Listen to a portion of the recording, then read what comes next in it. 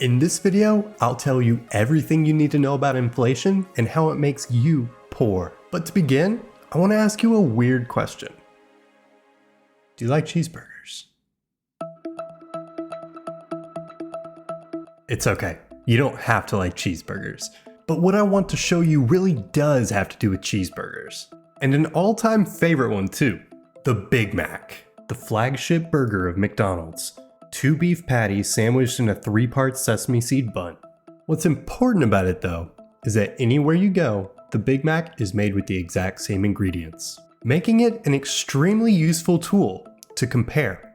Which brings us to the Big Mac Index. Originally published in the British weekly newspaper The Economist in 1986, the Big Mac Index perfectly visualized the concept that what you could buy with $5 in your country wasn't necessarily equal to what you could buy with $5 in another country. For example, as seen in this chart, a Big Mac in the United States costs $5.67. However, if you took your money and went down to South Africa, you could get the same burger for $2.15. Now there's a number of different reasons for this, from monetary policy to the cost of living. However, that's not what we're going to get into today. What I want to focus on is this. In the same way that you can compare the cost of a Big Mac from country to country, you can also compare the cost of a Big Mac from year to year. In 1967, you could buy a Big Mac for a measly 45 cents. By 1990, that had increased to $2.45. And by 2010, a Big Mac would cost you $4.19. What would cause the price of a burger to increase so much? I mean, it's the same burger, it's the same ingredients, it's basically the same process still. Yet this burger is so much more expensive today than it was 10 years ago. This is due to inflation. Inflation is the rate at which the prices of goods and services rise, ultimately because the money in your pocket has declined in value. In other words, your money today can buy you less than what it could yesterday, which in a sense makes you poorer.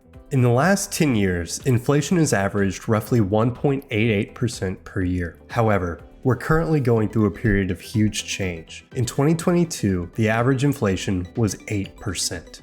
That means that if your money was just sitting in a checking account, by the end of the year, it was worth 8% less. But why? What causes inflation? There are 2 basic reasons. The first is what economists call cost push inflation. This is when the costs of doing business rise, and the additional expense gets passed on to the customer through price increases. For example, during the COVID-19 pandemic, the shutdown of the economy affected multiple lumber yards across the nation.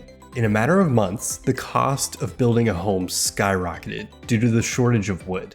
Ultimately, this resulted in higher costs of homes being passed on to homebuyers.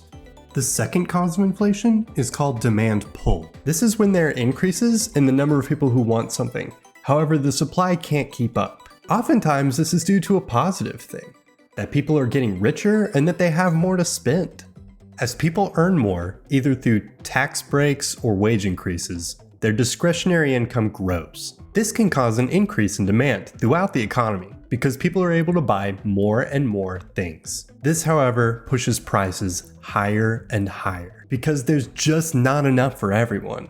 Our current inflation issues stem from demand pull inflation, with a little help from the pandemic. Following the Great Recession of 2007 to 2009, the government was desperate to get people to spend money again. To entice people to spend their money, the government chose to lower interest rates. And it worked. People were much more likely to buy a home or a car at 2% interest because it was so cheap.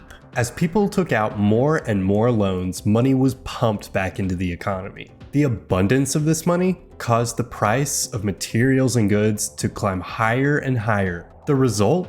A very expensive cheeseburger, or eggs, or coffee, everything basically. As inflation soars, the government is desperately trying to tighten the amount of money circulating in our economy by raising interest rates and making it harder to get a loan. That's the funny thing about inflation. A total lack of inflation is typically associated with a stagnant economy. while a small amount of inflation can be a good thing and spur growth. In fact, the government actively tries to maintain a 2% annual inflation rate, and it uses interest rates to do this, although obviously it doesn't always work as intended.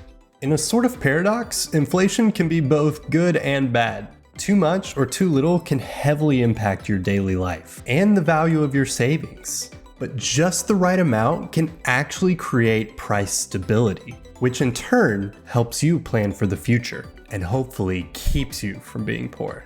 If you found this helpful, please leave a like and consider subscribing. If you have any questions, leave a comment and I or someone from the community will be happy to help you. And be sure to check out my other videos on financial topics that you might be too afraid to ask.